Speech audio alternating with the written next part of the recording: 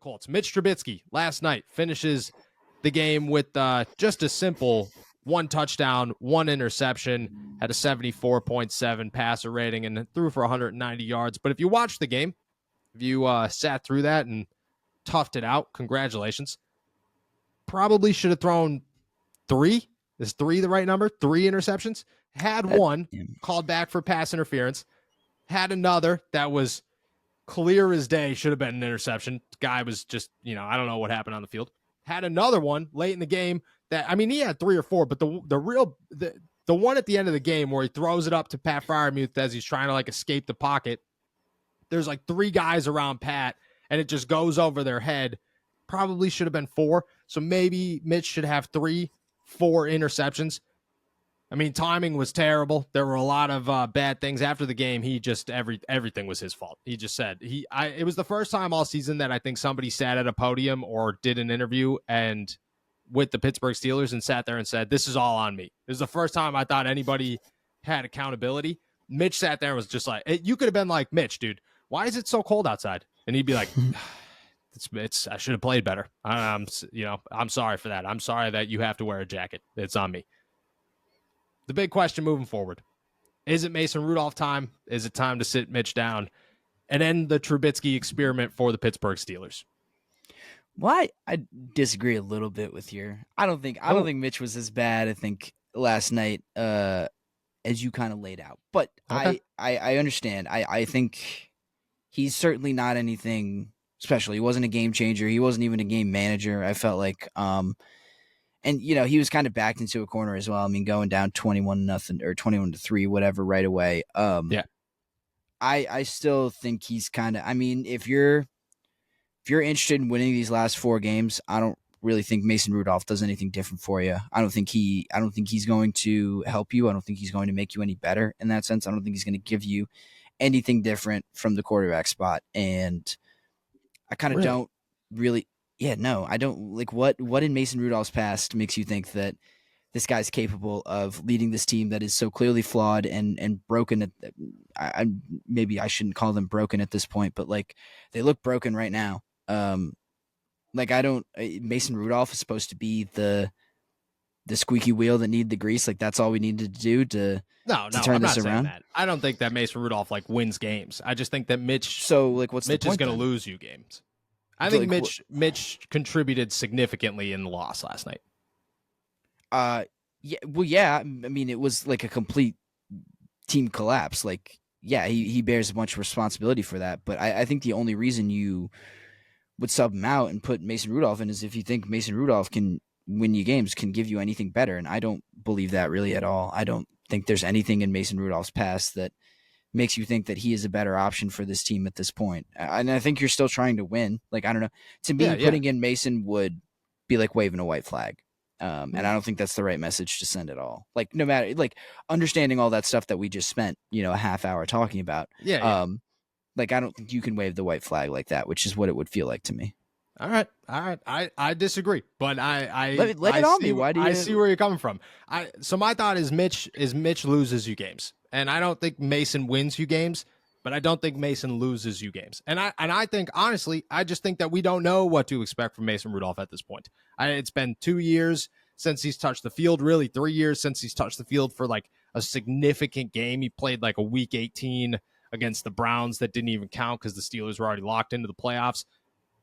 I don't know what you're getting out of Mason Rudolph. I don't think, I've personally avoided this guy in the locker room for 2 years because I was like, dude, I'm talking so much smack on you. I know you got to be hearing it. So I've been the biggest Mason Rudolph critic probably ever.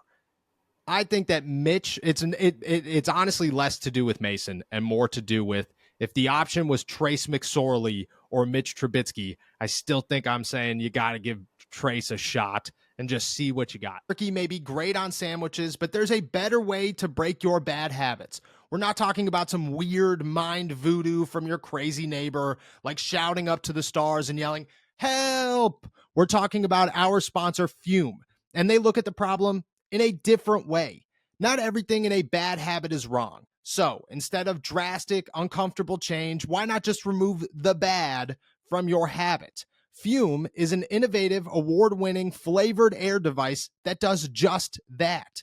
Instead of electronics, Fume is completely natural. Instead of vapor, Fume uses flavored air. And instead of harmful chemicals, Fume uses all natural, delicious flavors. You get it.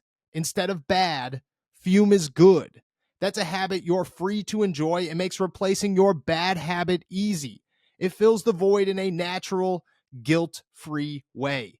Your Fume comes with an adjustable airflow dial and is designed with movable parts and magnets for fidgeting, giving your fingers a lot to do, which is helpful for de-stressing while breaking your habit.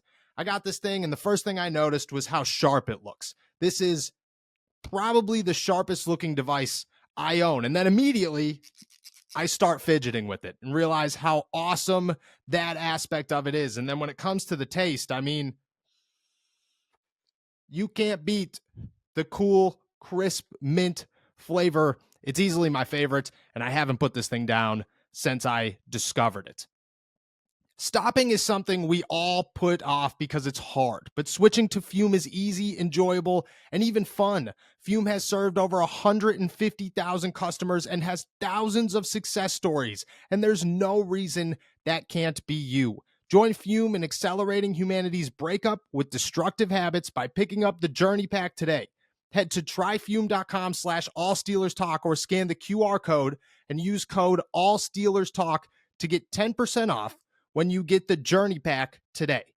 The Fume Solano launched last November, and you can upgrade your Journey Pack to the Solano to enjoy the premium walnut barrel and onyx black coated mouthpiece that has a smoother finish and still get 10% off. That's tryfum.com and use our code AllSteelersTalk to save an additional 10% off your order today. I just think Mitch is that bad. I like Mitch. I think he's a good dude. I think he bears a lot of responsibility. I think he knows how to be a leader. I just look at Mitch and say he has no clue what's going on out there. He missed. I mean, if you go back and watch the tape, he misses on honestly on almost every single drive. He misses multiple wide open receivers, including one to Calvin Austin. I don't remember the other one. Oh, one to George Pickens up the seam right at the beginning that probably would have resulted in touchdowns. Like he looked so rattled out there. He looked like the game was moving so fast. And again, that's how Kenny's looked too all season long. So maybe it's just the coaching staff. Maybe it's just the team not being able to prepare these guys, or, maybe it's Mike Sullivan, who maybe it's the quarterback coach. Who knows? I think what we've seen from Mitch the last two performances out of him stepping into a game this season, he's such a risk out there. And I don't know if Mason is less of a risk, but I'd like to believe that at bare minimum, check down Mason can just get you where you need to be. And and that's the thing, like if Mitch doesn't throw an interception last night, last night's tough. And the game before that's tough too, because the defense was equally as bad as the offense. But if you look at another game this season, the Pittsburgh Steelers defense does enough where all you got to do is not lose the game. And I don't know if Mason's going to win you a game, but I got a hard time believing that Mason's going to go out there and throw 4 interceptions. And it's been a long time since Mitch has not thrown an interception. Like, did you going into the game, did you really have any expectation that Mitch wasn't going to throw an interception? I thought that was the easiest bet you could have made, was that Mitch was going to throw a pick. I thought he would have matched it with a touchdown, but I thought, like, the guy just loves to throw bad passes. Like, to be honest, I didn't think about it that much, but I guess if I had, I probably would have thought that he was going to throw an interception. I hear what you're saying, but I still, I don't know. I think for all those same reasons, I think about it this way. We talked a lot about like Mason Rudolph trade scenarios, last year. Or maybe around the trade deadline this year.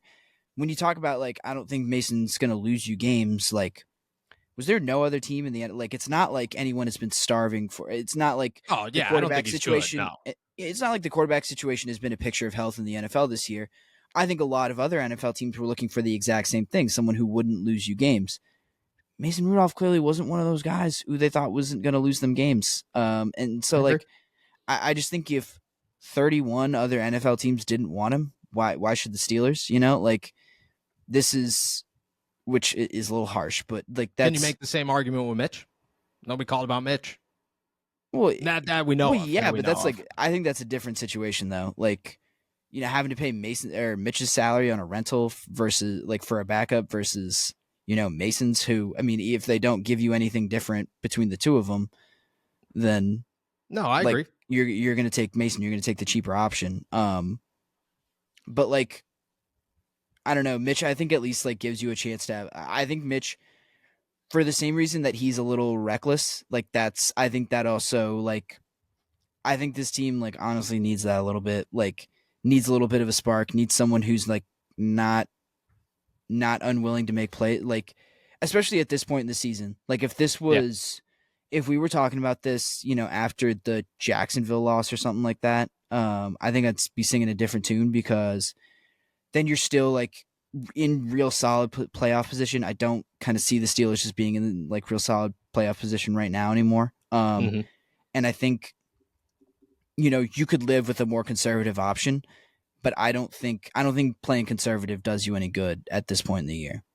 Like I don't think. I see where you're coming from. I do see where you're coming from. I still stand on the. I think Mitch is going to lose you games, and you can't take that risk. I look at. I have a hard time with this just because I think at the end of the day, the next 4 games are going to blow up so bad in the Steelers' face that it's going to be rough either way. Like I just don't. Yeah. I don't see. I look at it like people were tweeting, and I tweeted. I said like the video of George Pickens just like slumped over in the end zone, like I can't believe this is happening. I feel for him, and that doesn't get better with Mason Rudolph. Like Mason Rudolph doesn't come in here and all of a sudden George Pickens, everybody's happy. I think either way, things are getting worse by the day. I agree with you when you say that Mitch provides more of an opportunity for spark. I think that that's very true. I think he provides more of an opportunity for spark than Kenny Pickett does. I think balancing that risk reward is very tough, very difficult. My problem is if you roll with Mitch, which the Steelers are probably going to roll with Mitch, you risk the Mason Rudolph has to step into a game because Mitch is so bad after not playing for 2.5 years. And that's a tough spot to be in. That is a very tough spot to be in when your back is against the wall. So I just, maybe I'm not saying start Mason, even though I think I am saying start Mason. I think at bare minimum, both of these guys are getting first team reps for the next week because you got like I just don't think you could go into the next game with the sole mindset that Mitch is going to be fine and everything's going to be okay with Mitch Trubisky. I think that is playing a dangerous game if you're the Pittsburgh Steelers. Yeah, I'm fine with that. That I think that makes perfect sense. But also, I mean, look, it's a tough situation anytime you have to put your third string quarterback in. Yeah, obviously. So, I mean, like if we're judging what's a tough situation versus not, this entire season has been a tough situation. So, yeah, it's very true. It's very like true. it feels like splitting hairs, and quite honestly, like we're gonna hang up on this call and be like, why did we spend so much time arguing about this thing that is like not gonna materially change? That will not happen. Yeah, right. But I mean, I get it. Like you've got to find who gives you the best chance to win. I'm just not sure that's Mason. I know Mitch doesn't give you. It's a low floor it's a low bar to kind of clear. yeah, dude, but I just tough. Is it Trace McSorley? Should it be Trace McSorley? Not a chance. I don't think so. But I mean, who knows at this point? Like, who knows? Because who knows where the coaching staff's head is at? Like, who knows where they kind of fall in the effort versus like, oh, we got to keep this like stable. We got to keep this together versus like, who cares? Like we just lost to 2-10 teams. Like, let's just let it rip. Yep. But I think that's what you get with Mitch. So